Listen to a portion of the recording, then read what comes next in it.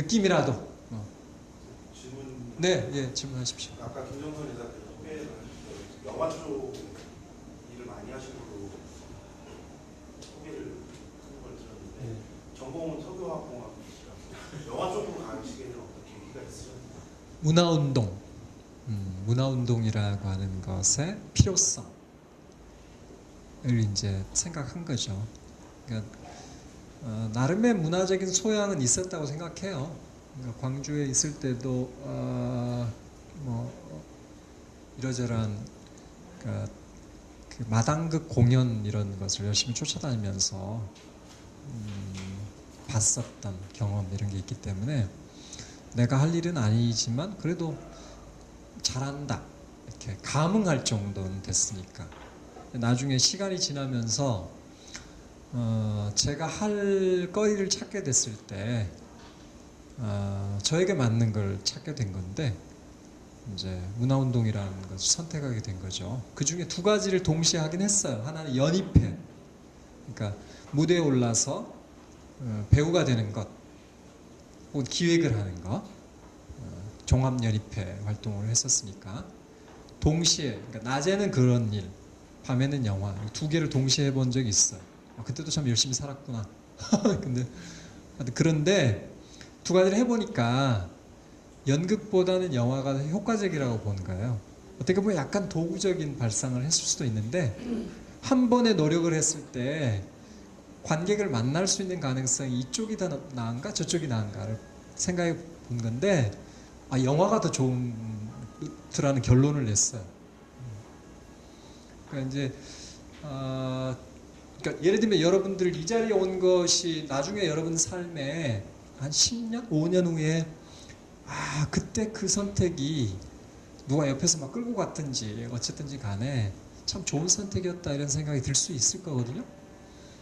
근데 저는 이제 민족학교라고 하는 게 있었어요. 민족학교. 그러니까 옛날에 민중교육이라는 게 있었습니다. 학교에서 가르쳐주지 않는 이런 거를 자기들끼리 모여가지고 막 하는 그런 동네가 있었어요. 거기를 제가 찾아갔어요. 그 의장이 누구냐면 지금 새누리당에 가 있는 이재호 의원이에요. 한때는 그래도 열심히 살았잖아요, 그 사람들이. 그래서 홍제동에 있어요. 홍제동. 화장터 삼거리라고 하는 데 있었어요. 거기에 가서 민족학교 수강을 하고 동시에 이제 민족문화교실이라는 걸 또 했어요. 혹은 뭐 무슨 철학교실, 정치경제학 교실 이렇게 해가지고 말하자면 의식화 교육을 시킨 거예요. 대학에서 운동권이었던 사람들은 뭐 자연스럽게 그렇게 계보가 형성되는 거지만 그런 세례를 못 받은 사람들은 그 생각은 있잖아요. 그러면 밖에 나왔더니 그런 학교가 있어. 그리고 거기로 모여드는 거죠. 저도 이제 한마디 해보니까 이렇게 대학 졸업하고 군대 갔다 와서 대학원 뭐 좋은데 좀 가볼까 하다가 잘 안 되고 그러던 와중에 이제 거기를 가봤죠. 갔더니 내가 과거에 생각해봤던 것이 여기 있는 거예요. 그래서 이제 시작을 하게 된 건데 저도 빨리 출세를 한 편이에요. 거기 서울민중연합이라는 데인데 사람이 없으니까 써줘. 그래가지고 사무처장 이런 것도 하고요. 그리고 요즘에도 무슨 그 학원법 이런 것 때문에 최근에 약간 시끄러운데 그때도 교육청에서 그런 그 민중교육하는 기관들 학원법위원회로 가요. 학원법. 그러면 못지라고 그래요. 경고를 몇 번 하다가 그러니까 등록을 하고 해야 되는데 등록을 안 내주는 그러니까 허가를 안 내주는데 어떻게 학원을 하나? 그래놓고 나서 불법이라고 말하고 문을 닫으라고 하고 고발을 하고 그래서 실형을 살기도 해요. 학원법 위반, 이재호 학원법 위반 이렇게 거는 거예요. 그래서 서울에 4개의 교육기관이 있었어요. 그래서 민중교육 탄압공대위 옛날 이야기 하네 정말. 그런데 나가서 뭐 3인청 정치학교 팀들 우리 이렇게 모여서 이 시국을 어떻게 돌파해야 되느냐 이런 시절이 있었는데 하여튼 엽기로 잠깐 생 거고 그래서 이제 그러저러한 걸 해보다가 이 문화운동이 내가 가장 맞는 것 같아 라고 선택을 했고요. 잠시 외도도 있었어요. 아까 제가 민중당 했다 그랬잖아요. 그 인연으로 민중당에 가서 돈을 맞는 재정국장을 했어요. 재정국장. 당 살림살이. 거기 당 중앙당사 어디냐면 석유호텔 옆에. 와, 공감대가 굉장히 형성돼요. 그래서 제가 말하자면 당비를 모으기 위한 별별 가지 일을 했는데 당시에 지금도 굉장히 재밌었다는 생각을 하는 게 여성위원회에서 제안해가지고 민혜경 콘서트를 하자는 거예요. 민혜경 콘서트를. 상상이 돼요? 네. 상상이 되죠? 네. 고 선생은 될 것 같아요. 여성들은 그걸 해내더라고요. 무슨 돈을 모으려면 돈이 되는 사람을 불러야지. 응? 지금으로 치면 누구쯤 되나? 민혜경이 이효리 정도 되네. 그죠? 이효리보다 좀 덜 각성돼 있는데 어떻게 하다 보니까 그 매니저를 잘 꼬드겼더니 이 친구가 넘어와가지고 하여튼 힐튼 호텔에서 힐튼 호텔 남산 민중당이 힐튼 호텔에서 거기서 모금 파티를 한 거예요. 성공했죠.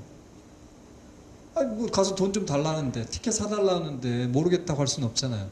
그전에는 어떻게 하느냐 그 북한 술 도라지 이런 거 카드 연합장 누가 이렇게 뭐 선배들이 거기 어디 저기 무슨 안산 어디 가면 회사를 하고 있는 누군가가 있는데 그 사람한테 가면 선택이 있잖아요. 정치를 계속해서 할 건가 아니면 내가 하고 싶은 걸 할 건가 아니면 다 작파하고 직장인으로 갈 건가 그러다가 다시 영화 쪽으로 넘어온 거죠. 그래서 이제 시작한 게 하필이면 스크린 쿼터 1993년에 스크린 쿼터 감시단이라는 게 1993년은 한국 영화의 최악의 상황. 죽느냐 사느냐. 긴 이야기는 않겠고 그럴 수밖에 없는 역사적인 배경을 갖고 있어서 그러니까 직배 영화라고 하는 할리우드 직배 영화가 거의 이 시장을 완전 장악할 위기 상황에 빠져 있는 말하는 백척간두에 처해 있는 한국 영화. 그러니까 그때까지 뭐 스크린 쿼터가 없었나? 있었죠. 근데 이게 사문화되어 있는 거예요. 93년에는 이민섭 장관이라는 사람이 당시 장관이었어요. 국장은 김순규라는 나중에 차관한 사람. 이 사람들이 어떤 일을 하느냐? 정치자금 받고 법을 위반해 장관이. 이게 영화 제작이 잘 안 돼가지고 법에서는 4분의 1을 하라고 돼 있는데 도저히 지킬 수가 없다. 법도 지키도록 해주면서 지키라 그래야지 이렇게 말도 안 되는 일을 하면서 스크린쿼터 일수를 20일을 빼줘요. 정치자금 때문에 그렇죠. 근데 그 일을 93년에 한 거예요. 근데 정말 몰리고 할 때는 사람들이 힘이 나잖아요. 그런 상황에서는 얼쑤덜쑤하면서 사느냐 죽느냐 이렇게 하면 한 1년 하면 뭔가 나옵니다. 그때는 뭐 무서울 게 없었죠. 한번 해보자 이런 거죠. 제 별명이 뭔지 아세요? 독일 병정. 영화관들 가면 다 거짓말해요. 한국 영화 상영한다고 신고를 해, 신고. 그리고 나서 실제로는 안 해. 외국 영화 상영하고 있어. 다 걸어요. 근데 그 법 위반이거든요. 근데 지금 경제계 상황하고 똑같아요. 가중처벌이 되잖아요. 오늘 위반했어. 일주일 있다 가면 또 그러고 있어. 한 번, 두 번, 세 번 이렇게 해서 우리 또 한다면 하잖아요. 그래서 이제 연거푸 해가지고 그러면 폐관을 시켜야 돼요. 폐관. 그 영화관이. 그런데 뭐라고 하느냐. 지역사회에 기여한 바가 크므로. 이렇게. 이재현 회장 구속되고 하는 거는 정말 극히 드문 거잖아요. 그죠? 그러니까 동네방네 층위가 좀 다를 뿐이지 제도라는 게, 기득권이라는 게 범죄자를 양산해요. 그런 시절을 지나면서 한번 해보자고 했죠. 제도를 준수할 것. 동시에 그래 니들이 그렇게 말했지, 지킬 수 있는 법 이해한다면서, 그럼 지킬 수 있으려면 항명화 나오게 해야지. 혹은 검열을 없애야지. 말도 안 되는 검열을 가지고 왜 족쇄를 채워. 검열철폐, 지능책 마련, 이걸 위해서 부단히 노력했고 여러 사람들의 지혜를 모아서 대표 지필자죠. 저는 외국의 사례를 열심히 보고 그 중에서 프랑스 사례, 참 잘한다 받아들이고, 또 몇 군데 인도는 어떻게 하더라 이런 사례를 받아들여서 그나마 정리를 해요. 제가 이론가는 아니지만 집중하면 그래도 비슷하게는 그릴 수 있어요. 집중하면 제안하고. 그럴 때 좋은 친구들을 만났죠. 국회에 있었던 열혈 청년들이 있었어요. 전사. 좀 잘해보자 이렇게 해서 영화계에서 야 무슨 검열이 문제냐 이렇게 말하는 영화인들을 상대할 때 옆에서 자기들이 막 목소리를 높이고 하는 사람들이 있어요. 그렇게 통하는 거죠. 그래서 지금까지 만나잖아요. 다른 자리에 있지만. 그래서 결국은 이제 1998년도, 1997년도에 대통령 공약 작성을 하게 돼요. 이 그룹이 김대중 대통령 후보의 선거 공약을 만들어요. 그 안에 들어있는 게 검열철폐, 지능책 마련, 특히나 재정적인 지원, 기금을 마련해서 이렇게 지원하자라고 하는 기초 설계를 하고, 그걸 이제 김대중 대통령이 받아들이죠. 대통령이 됐어. 그리고 나서 그 영화진흥위원회, 영화진흥공사를 영화진흥위원회로 대체하는 공약이 있었기 때문에 99년에 영화진흥위원회가 만들어지죠. 그래서 제가 이제 영화진흥위원회로 가게 되는 거예요.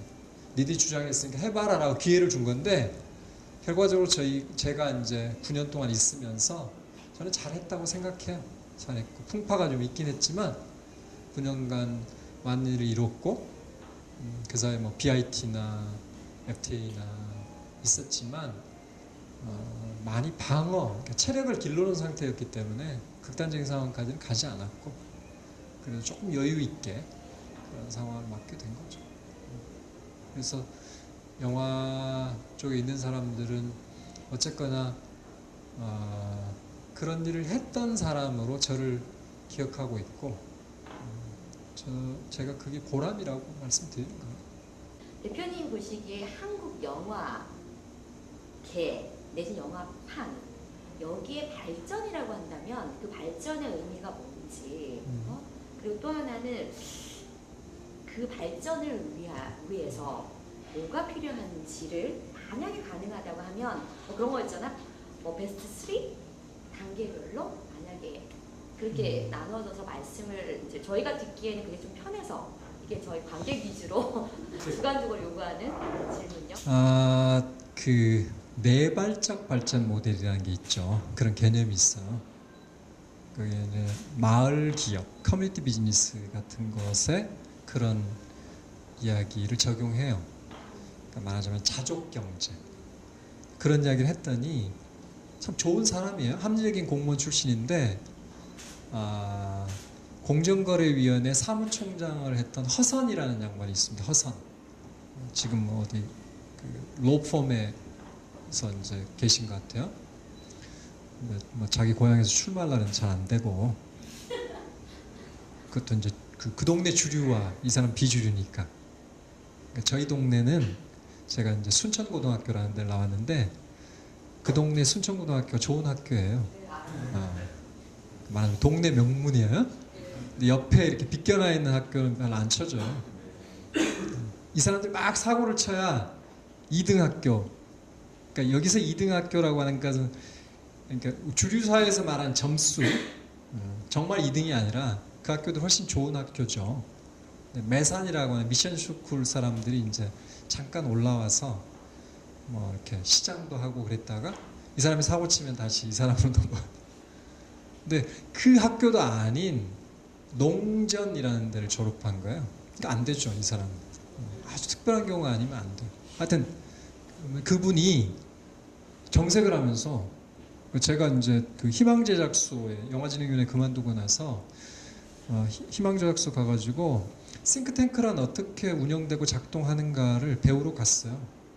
근데 가서 거창한 게 아니고 자원활동. 내가 과거에 뭘 했다고 하는 게 별로 중요한 건 아니니까 그냥 가서 하는 거죠. 그러면서 이제 이 세계는 이런 거구나라는 걸 배우고 저에게 한 2년간의 자원활동의 경험이 굉장히 좋은 자산으로 남아요. 근데 그때 만났던 거예요. 근데 그 양반이 말이 안 되는 얘기라고 이야기하는 거예요. 말이 안 되는. 어떻게 내발적인 발전이 가능하냐? 이미 세계 경제라고 하는 것은 우리가 피할 수 없는 방식으로 결합돼 있다는 거예요. 근데 물론 부분적으로는 내발적 발전이라고 하는 것과 그러니까 말하자면 이렇게 뭐랄까 균형이라고 하는 조화라는 측면에서 보면 이것도 중요하고 이것도 중요하다 이렇게 이야기하면 되는 것을 그 사람이 하나만 알고 두 개는 모르는 거죠. 영화도 그런 것 같아요. 영화도 한국 영화라고 할 때 그 한국 영화는 어쨌거나 세계 영화계 속에서의 하나의 실체죠. 근데 문화산업이라는 건 이런 거예요. 문화산업이라고 하는 것은 굉장한 서열이 있어요. 위계가. 그러니까 말하자면 할리우드 영화라는 혹은 미국 영화를 포함한 영어를 구사하는 그러니까 미국, 영국, 그 다음에 호주, 뉴질랜드 같은 영어권 국가 영어의 힘이 얼마나 대단한지 아시죠? 영어라고 하는 것은 우리가 그냥 이렇게 구사한다고 되는 게 아니고 그들이 갖고 있는 문학적인 전통 인도하고도 안 바꾸겠다고 했다는 셰익스피어를 중심에 두는 그런 전통을 말하는 거예요. 그걸로 해서 시작된 영어권 영화라고 하는 게 세계 시장을 지배해요. 이건 범접할 수가 없어. 말하자면 하이어라키가 있는 거죠.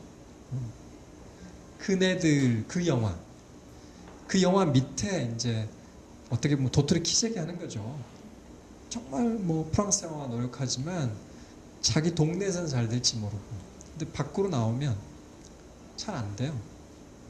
일본 일부에서는 애니메이션 같은 데서는 있지만 잘 안 돼요. 한국 영화도 안 좋다가 좀 올라간 셈인데 아시아 지역에서는 먹어주잖아요. 먹어주는데 여전히 저 위에 올라갈 수는 없어요. 그래서 적어도 산업적인 경쟁과 관련해서는 나름의 노력이 필요해요. 그런데 그것만 가지고는 안 되죠. 산업을 뒷받침해 주는 것은 이렇게 비유하는 사람도 있어요. 1급수와 3급수의 비유. 예를 들면 3급수는 상업영화인지 모른다. 근데 물은 어떻게 하다 보니까 그렇게 됐어. 이렇게. 근데 계속 그렇게 돼 있으면 문제가 되는 거죠. 저 샘에서 깨끗한 물이 발원해야 돼요. 그죠? 걸러지는 건 아니고 뭔가 이렇게 물이 뭐 걸러지려면 깨끗해지려면 돌고 돌아서 수천 년의 시간이 흐른다 이렇게 말하는데 하여튼 그렇게 새로운 물이 합수가 돼서 3급수라도 유지할 수 있도록 돼야 되는데 그게 이제 독립영화나 예술영화 같은 거죠. 그래서 상업영화의 국제적인 관계에서의 나름의 경쟁력 어쩔 수 없어요. 있어요. 그러니까 자본이라고 하는 것을 깡그리 무시하고 이걸 깨자 이렇게 말할 수는 없다는 거예요. 그 다음에 이쪽은 이쪽들이 있죠. 적어도 경제민주화하고 비슷한 거라고 봐요. 119조 조항, 119조 조항에서 말하고 있는 경제민주화와 비슷한 방식으로 공공적인 개입, 국가의 개입이라기보다 공공적인 개입이 필요한 분야이고, 상업영화라고 하는 산업적인 측면과 그 산업을 지탱하고 있는 미래의 산업을 만들어낸 독립영화, 예술영화라고 하는 게 균형을 나름대로 잡아줄 것, 이게 발전인 거죠. 근데 이게 밸런스가 잘 안 맞아. 위험 신호가 와요.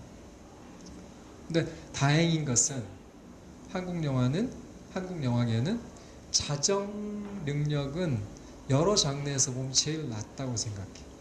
다행히. 근데 이게 특성이 있어요. 특성. 그러니까 한 팀이 돼서 작업을 하잖아. 물론 감독이라는 독재자가 있긴 한데 그래도 뭐 무시하고 이렇게 또 조정을 하니까. 그래서 이 공동 작업을 한다고 하는 특성이 그런 나름의 의제를 설정하고 토론하고 뭐 잘잘못을 가리고, 야, 니 잘못됐다, 이렇게 좀 바꾸자, 이렇게 하는 걸 해내는 거죠. 다른 분야에서는 상대적으로 잘 안 되는 것 같아요. 항상 부러워하죠. 출판계도. 그러니까 제가 많은 곳을 상담을 해왔고 앞으로도 할 거라고 보는데, 잘하진 못했지만 영화진흥위원회라는 것을 제일 먼저 만들고 경험해봤기 때문에 어떻게 만들어요? 첫 번째, 어떻게 해요? 그런 걸 저한테 계속 물어보죠. 그게 생태계를 만드는 것, 생태계가 유지되는 게 발전이라고 봅니다. 좋은 학생. 질문. 궁금한 거 없어요?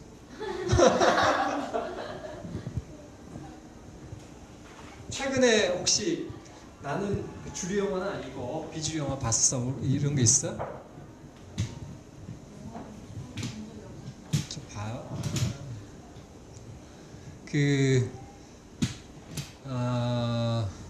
러브 오키나와 이러면 어떤 영화일 것 같아요? 제목에서만 보면?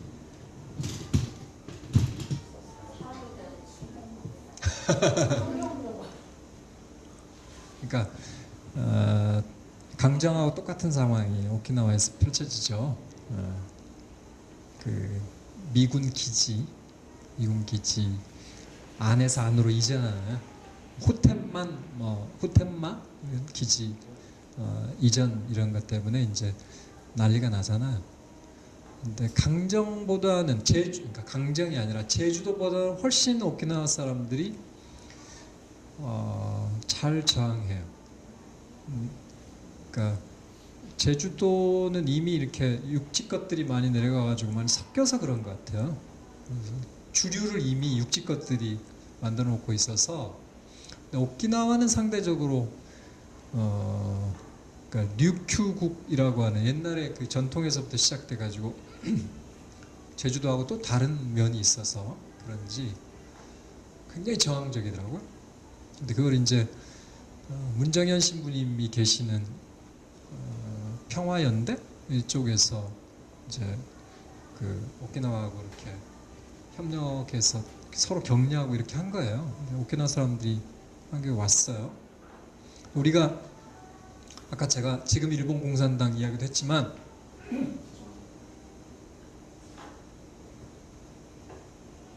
일본에서 안다고 말하면 안 돼요. 그냥 우리가 지금까지 갖고 있는 상식을 가지고 일본 놈들 나쁜 놈들이라거나 이렇게 이해하면 안 된다고 저는 생각해요.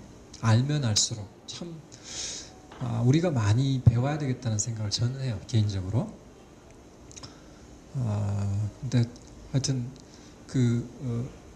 이렇게 그 사람들이 얼마나 열심히 저항하는가. 그 중에서도 마치 밀양의 할머니들 같은 분들인데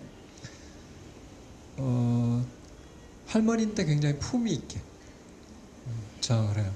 그 사람들이 이렇게 지켜주고 있기 때문에 젊은 사람들이 힘을 받게 되는 그런 분들 계시잖아요.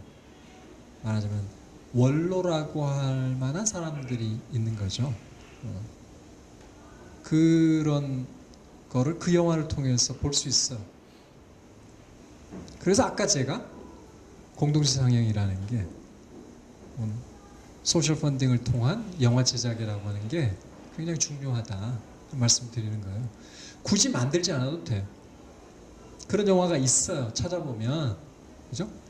우리보다는 훨씬 영화를 만드는 환경이 좋은 일본도 있고 우리도 나아지고 있지만 혹은 미국에도 제도화되어 있는 PBS라고 하는 퍼블릭 공영 채널이 있고 그 공영 채널은 미국에서는 어쨌거나 우리처럼 건들지 않아요. 시민방송 털어서 완전히 힘을 빼놨잖아요. 그렇게 하진 않는다고.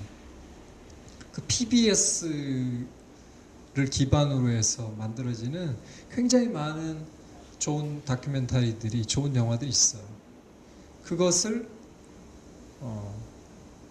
예컨대 오바마를 정면으로 비판하고 오바마가 범죄자라고 비판하는 사람들 그런 작품들을 방영하고 그런 존재를 인정해주는 그런 작품들이 있거든요. 그걸 수입해오면 돼요. 근데 그게 우리나라에서 보여질 때 어디에서 보여줘요? 주로 영화제, 서울인권영화제, 청계천에서 하는 거, 몇 군데 뭐 인디 다큐 페스티벌이나 이렇게 제한적으로 상영되는데 그 사람들이 또 이 참 옆에서 도와주지 않아서 그런지 홍보를 잘 못해요. 여기 계신 분들 중에 나는 마케팅에 일각이 있어 이런 사람들이 있으시면 그런 데를 좀 도와주세요. 그러면 훨씬 이렇게 좀 윤택해질 것 같아요. 우리의 고민이라는 게. 예. 저런 사람 좋아요. 질문해 주는 사람. 학교할 때 질문 거의 하더라고요. 개인적으로 먼저 그 제주는 유튜버들 말씀하셨는데 원래 토박이 분들은 이제 사람에 대한 피해의식이 아직 많이 남아있다는 제가 질문하고 싶은 건 여기 오늘 교수님 함께 참여하고 있는 사람들한테 이 영화를 꼭 한번 봤으면 좋겠다라고 추천하고 싶으신 영화가 있으면 추천만 해드리는 건 아니고 제가 여러분들께 반드시 제가 협동조합 이사장이라고 그랬잖아요. 반드시 언제 기회를 만들어 가지고 그 영화를 같이 보도록 그렇게 할게요. 나의 신념이라고 하는 일본 다큐멘터리가 있습니다. 네, 신념. 그게 뭐냐면 기미가요에 반대하는 일본 사람들 이야기예요. 주인공이 세 사람이에요. 세 사람. 학교의 선생님, 가정교사, 가정이라는 과목이 있죠. 가정. 가정을 가르치는 선생님인데 기미가요에 반대. 일반적으로 보면 잘 이해가 안 되죠. 근데 그 사람은 그 가정이라는 과목을 가르치면서 그렇게 생각하는 거예요. 평등이라고 하는 것에 대해서 가르쳐야 된다. 그래서 그 사람이 관심을 갖는 게 두 가지죠. 기미가요에 반대하는 게 하나가 있고, 그다음에 동성애 같은 소수자의 권리를 존중해야 된다고 하는 것을 그분이 아이들에게 계속 교육을 해요. 그게 교육자로서 자기 양심인 거죠. 첫 번째 주인공. 두 번째 주인공은 음악 선생님. 근데 기독교적인 전통을 갖고 있는 가정에서 태어났어. 아버지가 옛날 전쟁에 반대하고 천황에 반대하면서 고초를 겪었던. 근데 자기가 볼 때는 납득이 안 되는 거예요. 어떻게 신보다 천황이 위지? 자기 종교적인 신념에 그게 벗어나는 거죠. 자기는 근데 학교에서 이 음악 선생님한테 반주하라 그러잖아요. 자기는 못 하겠다. 세 번째 사람은 교장 선생님. 고등학교 교장 선생님. 이 교장 선생님은 이렇게 동경대를 졸업했어요. 동경대. 그래서 야스타 강당 점거 사건이 나고 전 학투 뭐 이런 게 있었던 시절 68년 그때 일본에서 그런 주장들이 있었대요. 우리나라보다 훨씬 센 것 같아 일본 사람들이. 동경대를 없애자고 학생들이 동경대 학생들이 자퇴라 자퇴. 이건 이래서는 안 된다. 말하자면 지금 상상이 돼요? 서울대 다니는 애들이 우리 학교 없애자. 내가 자퇴하겠다. 그게 상상되냐? 상상이 돼요?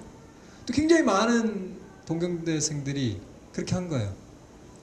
근데 자기는 그때는 이게 잘 동의가 안 돼서 그걸 안 했대요.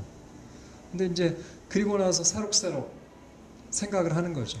동경대 농대 쪽인데 그다음에 이제 대기업 들어가서 있다가 대기업 안에서 벌어지는 이렇게 뭐 담합 뇌물 주고 받고 이런 범죄 행위들 있잖아요. 그걸 자기는 또 못 견뎌서 그만두고 나와서 공부를 해가지고 이제 학교에 가서 교사가 되고 교장 선생님이 된 거예요. 근데 옛날 자기가 학교를 다닐 때 지키지 못했던 것 그리고 자기보다 훨씬 열심히 살았던 사람들이 꿈꿨던 것을 자기는 해야 된다. 지금 해야 된다고 생각하는 거예요. 자기가 기미가요에 반대하지는 않지만 그것을 반대하는 선생님을 보호해야 될 교장으로서의 역할이 있다고 생각하는 거예요. 징계하라고 하니까 징계를 안 해, 이 사람이. 다 같은 학교? 다 다른 학교죠. 다 다른. 각자 달라. 각자 다른데 그 세 사람이 주인공이에요. 근데 세 명이 다 말하자면 왕따를 당하는 거죠. 징계 당하고 이러면서 자살을 생각하는 자살. 사람들이 그럴 수 있어요. 정말 몰리면 주변에서 저렇게 무슨 똥이 무슨 무서워서 피해 이런 생각을 하잖아요. 근데 그렇게 하다 보면 이게 이제 원칙에서 자기는 벗어난다고 생각하는 거죠. 자기의 신념에서. 그 첫 번째 선생님은 그렇게 말해요. 내가 가르치는 학생 중에 조선적을 갖고 있는 학생이 있다. 그 애에게 기미가요를 부를 때 다 같이 일어나서 기미가요를 존중하라고 한다면 우리는 그 애에게 대단히 폭력적인 강압, 행동을 하는 것이다. 어떻게 우리가 그럴 수 있느냐? 라고 말하죠. 그 애가 한 사람이든 두 사람이든 세 사람이든 간에 그 사람들이 존재하고 있지 않느냐? 나는 동의할 수 없다. 그러니까 그 대사들을 이렇게 제가 이제 받았어요. 영화제 주최하는 쪽에서 받았어요. 보면 그 말들이 정말 이렇게 제 가슴에 와서 막 찔러요. 그렇지. 근데 아까 이야기했잖아요. 그 좋은 영화를 여기 롯데 시네마에서 했어. 근데 관객이 몇 명 왔을 것 같아요? 20명도 안 해. 20명도 안 와. 그 좋은 영화를. 그러니까 이제 영화제를 주최한 측이 잘못한 거죠. 이렇게 좀 알려서 그 영화의 의미. 그러니까 공동체 상영은 그런 거예요. 그냥 우리끼리 좋다 이렇게 하면 안 되고 자기 주변 사람들 막 설득을 해야 돼요.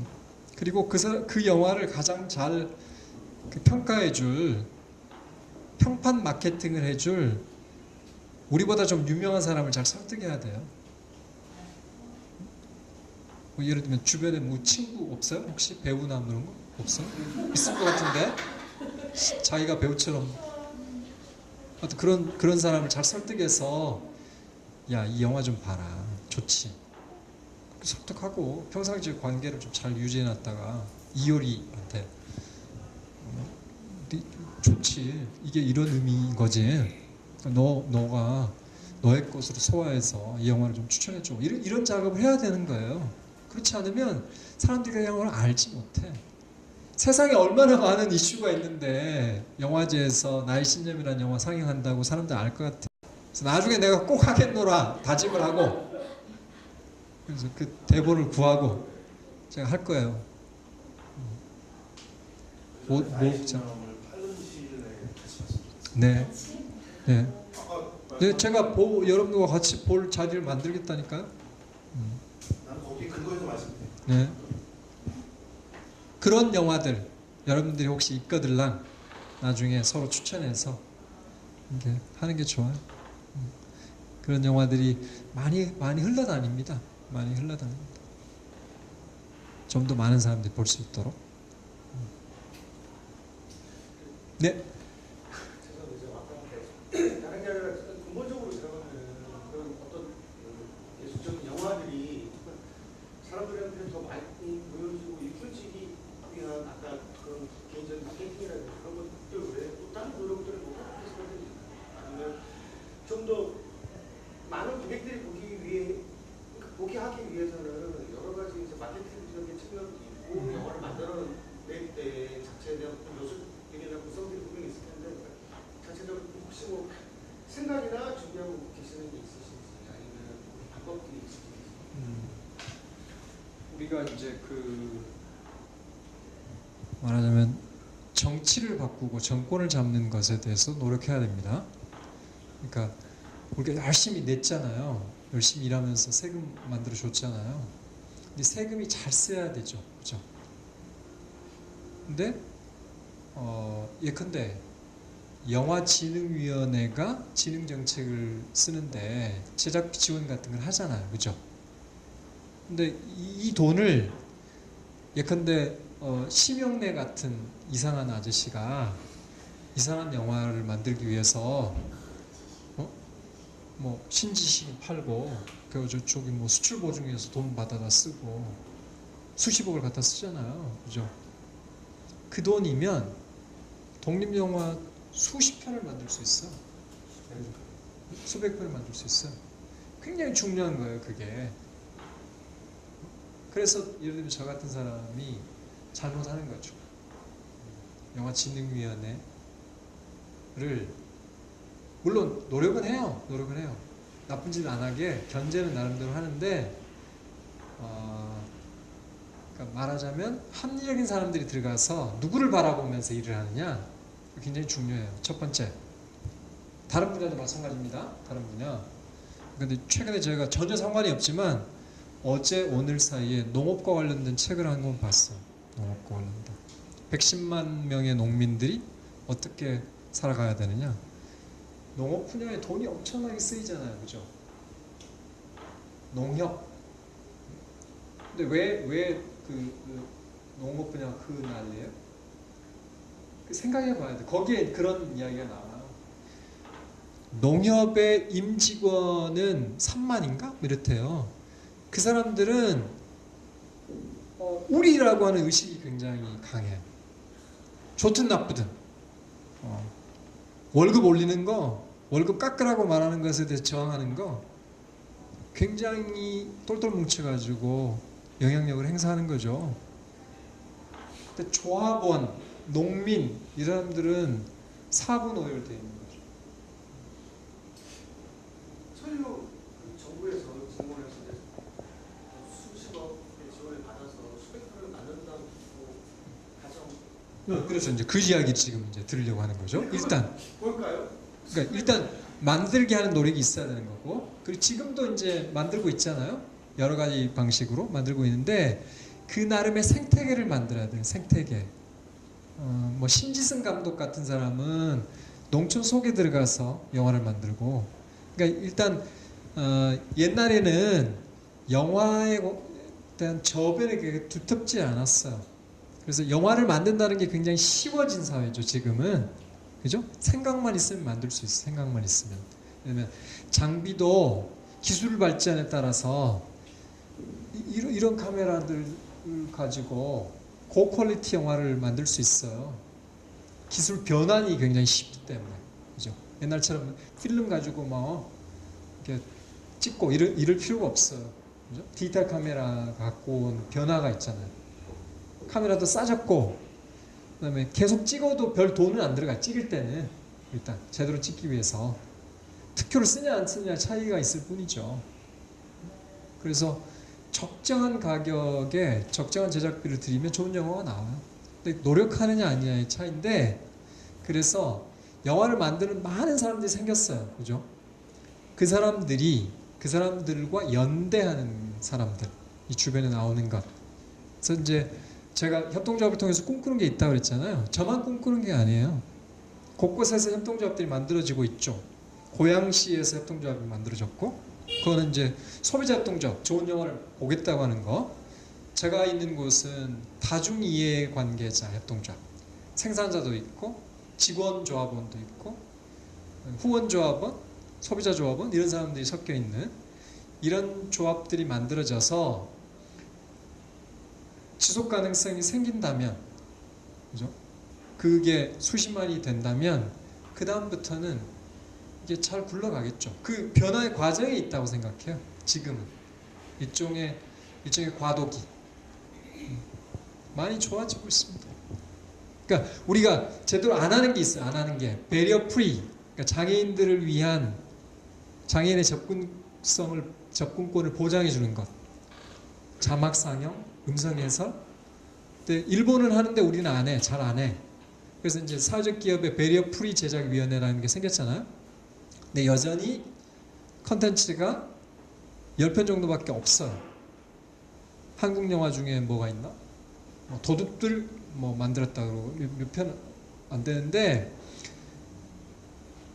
그 배리어 프리 반을 만드는 것은 돈이 그렇게 많이 들어가는 게 아니거든요. 한 2-3천만 원이면 만들어요. 근데 투자자가 그걸 안 할 뿐이죠. 만약에 소비자들이, 관객들이 이러저러한 형태의 압력을 행사할 수 있다면 2천만 원 안 쓰겠어요? 어디 광고 한 번 안 내면 되는 건데, 그렇죠? 쓸데없는 광고. 그런